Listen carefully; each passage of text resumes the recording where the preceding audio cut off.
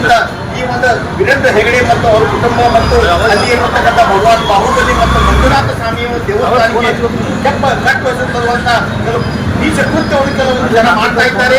ಅವರು ಕೆಲವು ಸಮಾಜಘಾತಕ ಶಕ್ತಿಗಳು ಅವರು ಸಹಕಾರ ಮಾಡ್ತಿದ್ದಾರೆ. ಆ ಒಂದು ಸಮಾಜಘಾತಕ ಶಕ್ತಿಗಳ ವಿರುದ್ಧ ಈ ಒಂದು ಹೋರಾಟ ನಡೆಸ್ತಾ ಇದ್ದೇವೆ.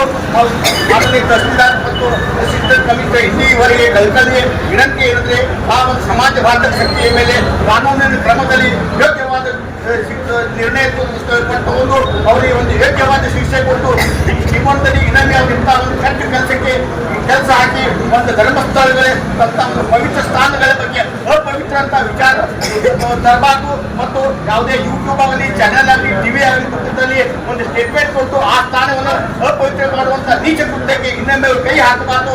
ಆ ಒಂದು ದಿಕ್ಕಲ್ಲಿ ಮಾನನೀಯ ಕರ್ನಾಟಕ ಘನ ಸರ್ಕಾರ ಆ ಒಂದು ಯೋಗ್ಯ ನಿರ್ಣಯ ತಗೊಂಡು ಅವರ ಮೇಲೆ ಕಾನೂನಿನ ಚೌಕಟ್ಟದಲ್ಲಿ ಯೋಗ್ಯವಾದ ನಿರ್ಣಯ ತಗೊಂಡು ಅವರಿಗೆ ಯೋಗ್ಯವಾದ ಶಿಕ್ಷಾ ಕೊಟ್ಟು ಮೆರವಣಿಗೆಯಿಂದ ಈ ಒಂದು ನಾವು ಮೆರವಣಿಗೆ ಇಲ್ಲಿ ಮುಕ್ತಾಯ ಮಾಡ್ತಾ ಇದ್ದೇವೆ.